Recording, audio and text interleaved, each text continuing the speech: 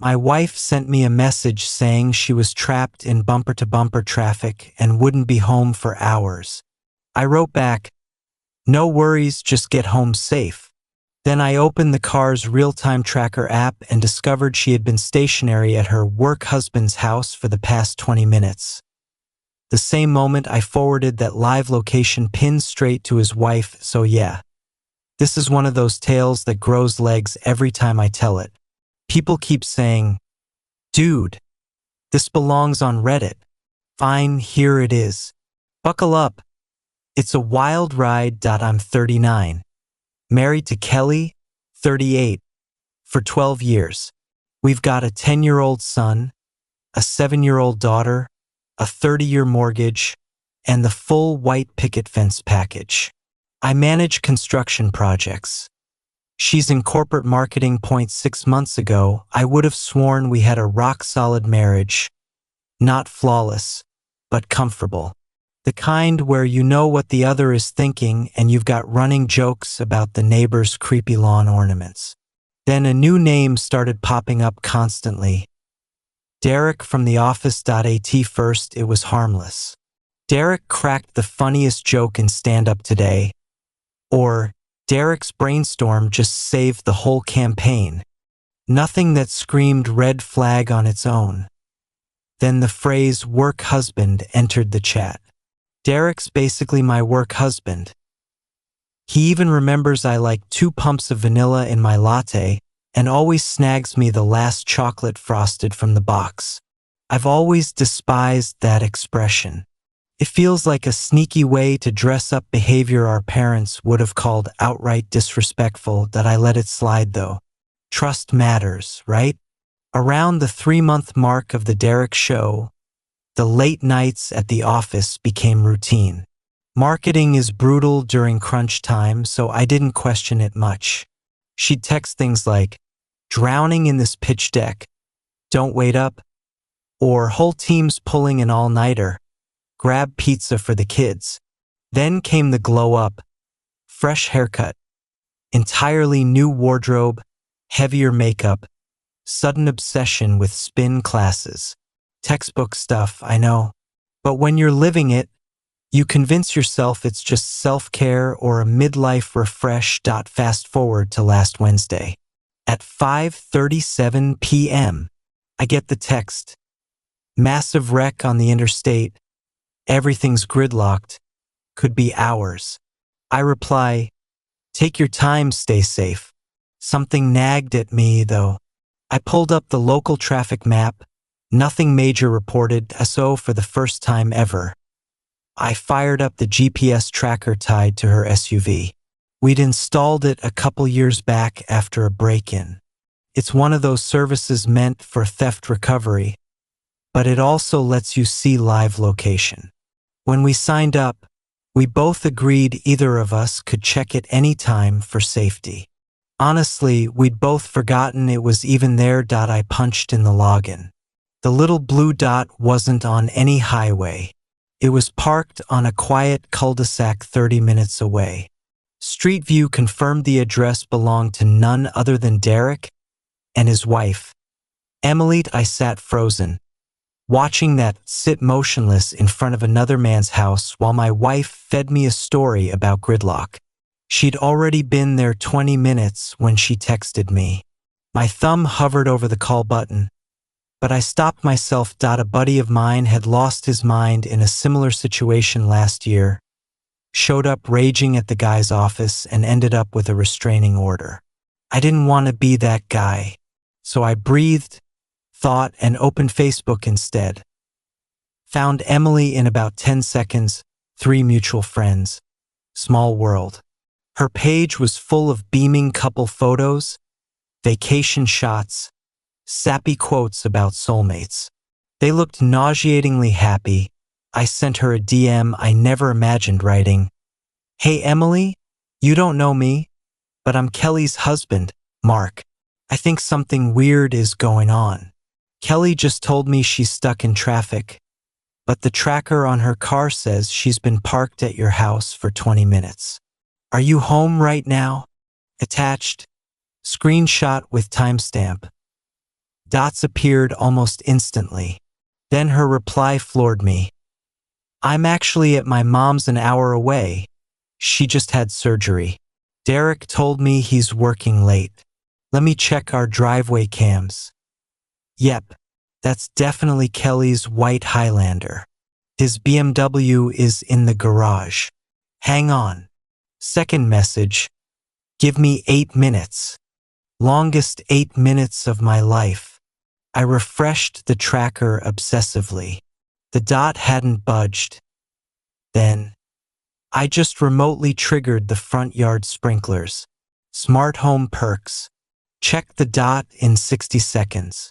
I burst out laughing through the shock. This woman was an evil genius. Sure enough, the dot jolted into motion. 30 seconds later, my phone buzzed. Qley. OMG, traffic finally broke, but my stupid GPS rerouted me through some random subdivision, and someone's sprinklers went berserk and absolutely drenched me. I'm soaked head to toe. Stopping at the gym to change into the spare clothes in my trunk. Home in an hour-ish. Love you. I didn't reply. I typed back to Emily instead. Dot's moving. Just got the sprinkler sob story. Thank you doesn't even begin to cover it. Emily, we're just getting started. We switched to text and talked for 2 straight hours, piecing together timelines, suspicious charges, deleted calendar events. The affair had been running at least 8 weeks, probably longer. By the time Qley strolled in perfectly dry, hair on point, fresh lip gloss, Emily and I had a full battle plan. She kissed me hello, launched into an Oscar-worthy performance about the nightmare commute and the rogue sprinkler apocalypse. I played the concerned husband perfectly, asking follow-ups that forced her to dig the hole deeper. Which stretch of 95 was shut down? There was no shutdown. Whose house had the crazy sprinklers? Shrug.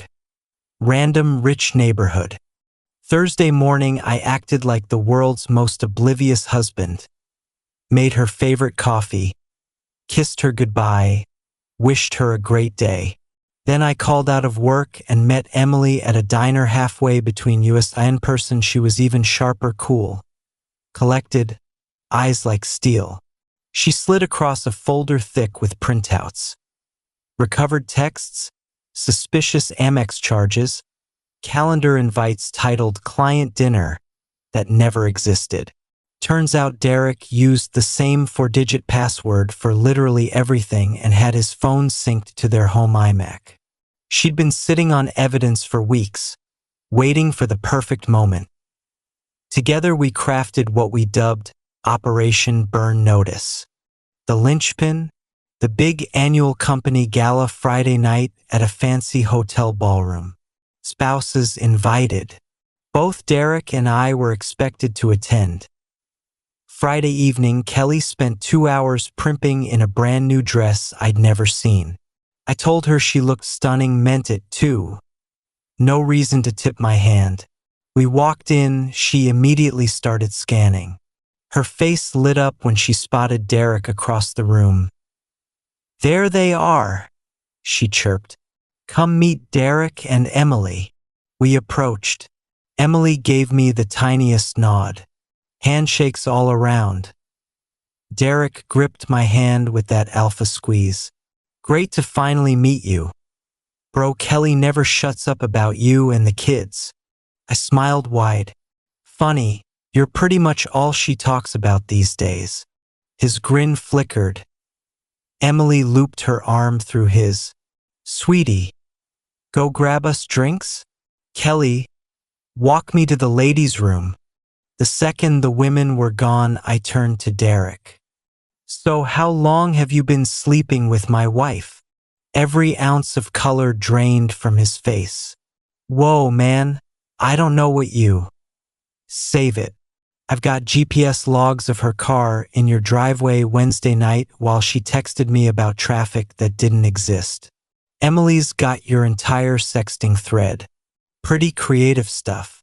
He recovered fast. Look, It's not what you think.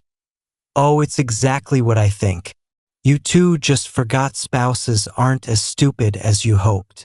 I tilted my head toward the giant projector screen at the front of the ballroom.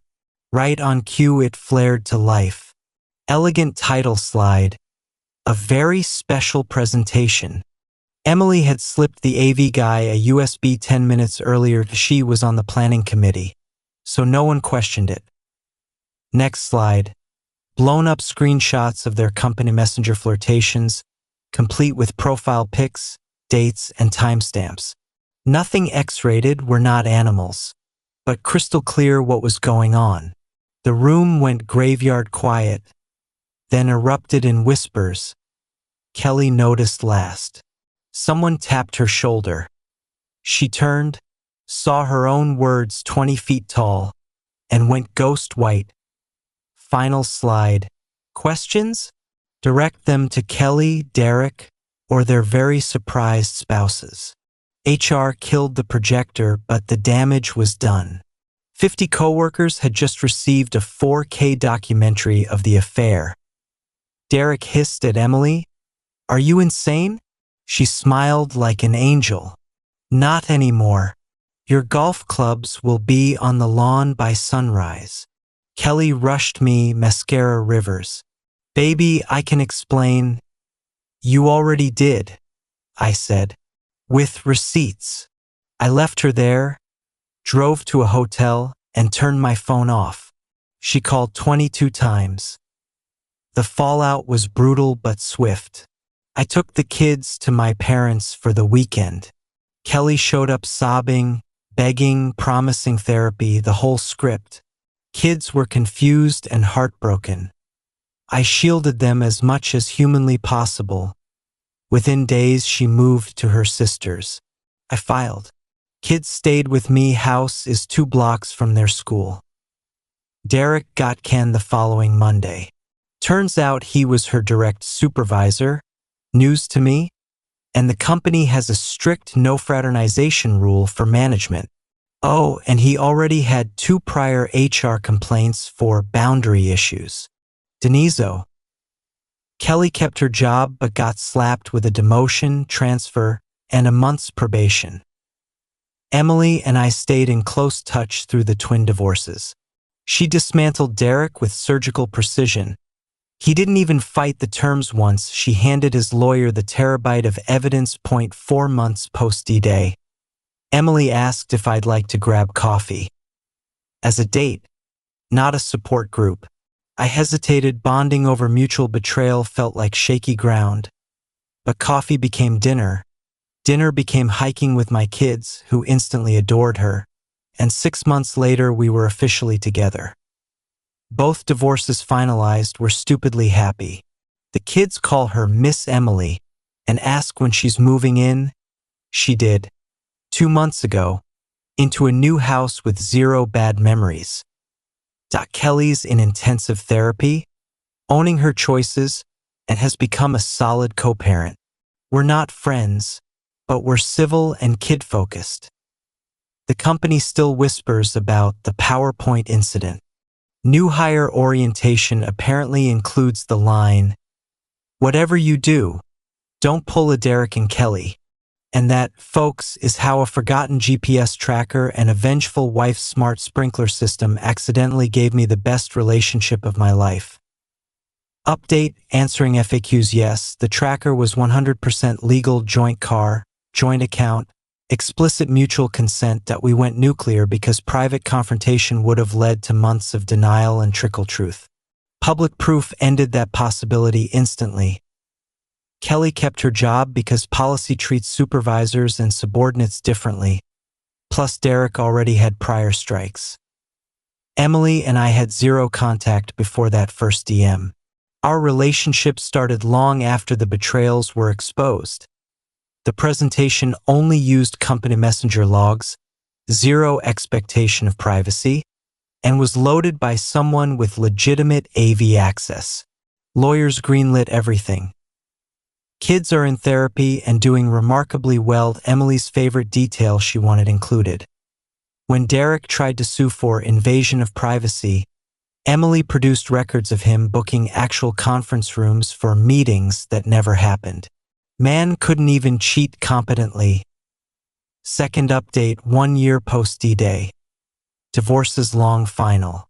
Custody stable. Qley has genuinely grown. Therapy did wonders. We're respectful co-parents now.